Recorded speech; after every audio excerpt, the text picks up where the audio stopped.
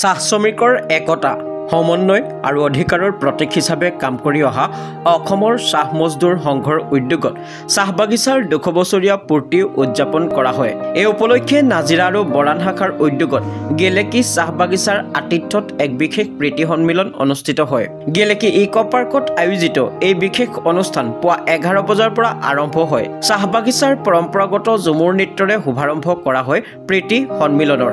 নাজিৰা আৰু মৰাণ শাখাৰ শতাধিক চাহ শ্ৰমিক তথা বিভিন্ন প্ৰাথমিক গোটৰ সদস্যাই উলহ মালহেৰে অংশগ্ৰহণ কৰে। প্ৰীতি সন্মিলনত বিশিষ্ট অতিথি হিচাপে উপস্থিত থাকে প্ৰাক্তন কেন্দ্ৰীয় মন্ত্ৰী প্ৰবন সিং ঘাটোৱাৰ আৰু অসম বিধানসভাৰ বিৰোধী দলপতি দেৱব্ৰত শইকীয়া।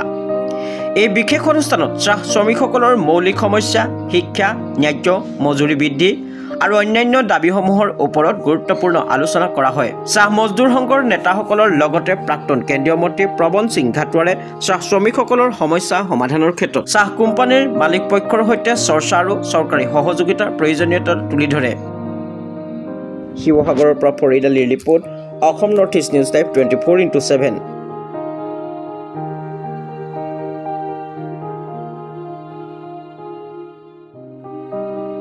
ইয়াৰ আগতে আমাৰ বিহুৰ অনুষ্ঠিত কৰিছিলে আৰু এতিয়া আমাৰ ঝুমুৰ বিনন্দিয়া কৰিছে। এই সাংস্কৃতিকভাৱে এইটো চৰকাৰে যিটো পদক্ষেপ লৈছে এইটো আমি ধন্যবাদ জনাইছোঁ, কিন্তু লগতে এই মানুহখিনিৰ যিবোৰ মৌলিক সমস্যা আছে সেই সমস্যাবোৰো সমাধান কৰিবৰ কাৰণে চৰকাৰে আন্তৰিকতাৰে কামবোৰ কৰিব লাগে।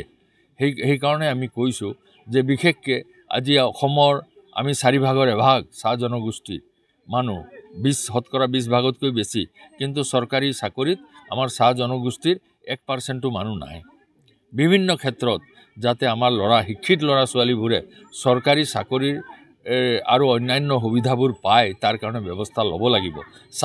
চাহ বাগিচা অঞ্চলত আজি অসম চাহ মজদুৰ সংঘৰ প্ৰচেষ্টাত চাহ বাগিচাৰ যিমান কেৰেণী হওক, ৱেলফেয়াৰ হওক, অন্যান্য পোষ্ট ওলাইছে সেইবোৰ আমি আমাৰ নিজৰ সংঘৰ যোগেদিয়ে কৰিছোঁ, কিন্তু অন্যান্য অনুষ্ঠানত যাতে আমাৰ শিক্ষিত ল'ৰা ছোৱালীবোৰে পায় তাৰ কাৰণে এইটো ব্যৱস্থা ল'ব লাগে।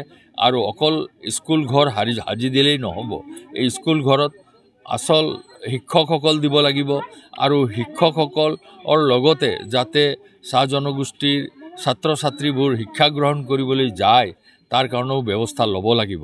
কাৰণ আজি অসমৰ যিমান জনগোষ্ঠী আছে তা সকলোতকৈ আমাৰ চাহ জনগোষ্ঠীৰ লোকসকল শৈক্ষিকভাৱে পিছপৰা। তো এইবোৰ